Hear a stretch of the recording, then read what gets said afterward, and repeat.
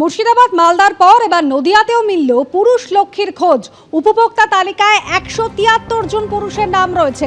কৃষ্ণনগর 2 নম্বর ব্লকে ব্যাপক দুর্নীতির অভিযোগে শোকজ ভোলা শীল নামে বিডিও অফিসের এক কর্মীকে ফেব্রুয়ারি মাস থেকে পুরুষ উপভোক্তাদের নাম ঢোকানো হয়েছে।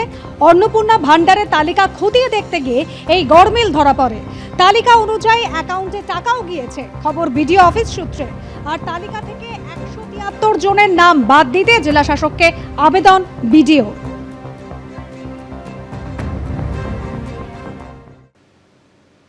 15ই মের পর 1 জুন পুর নিয়োগ দুর্নীতির মামলায় ফের ইডির জিজ্ঞাসাবাদের মুখোমুখি হলেন রথীন ঘোষ।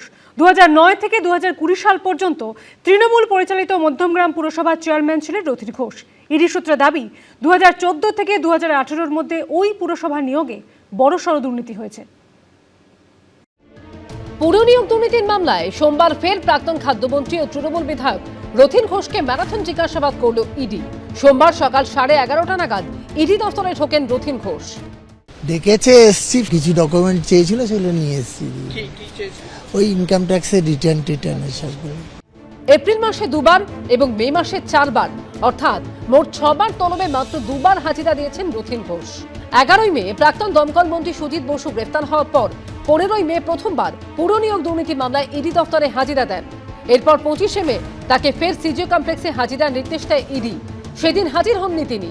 গত 15ই মের পর সোমবার ফের তাকে ম্যারাথন জিজ্ঞাসাবাদ করল ইডি।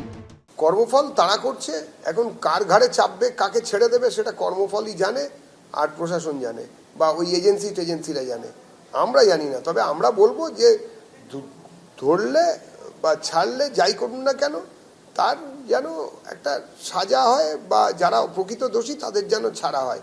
এই ধরা ছাড়ার ছেলে খেলা দেখতে দেখতে বাঙালি ক্লান্ত, আমাদের কোনো উৎসাহ নেই।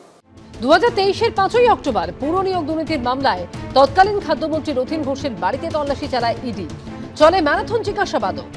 2009 থেকে 2020 সাল পর্যন্ত তৃণমূল পরিচালিত মধ্যমগ্রাম পুরসভার চেয়ারম্যান ছিলেন রথীন ঘোষ।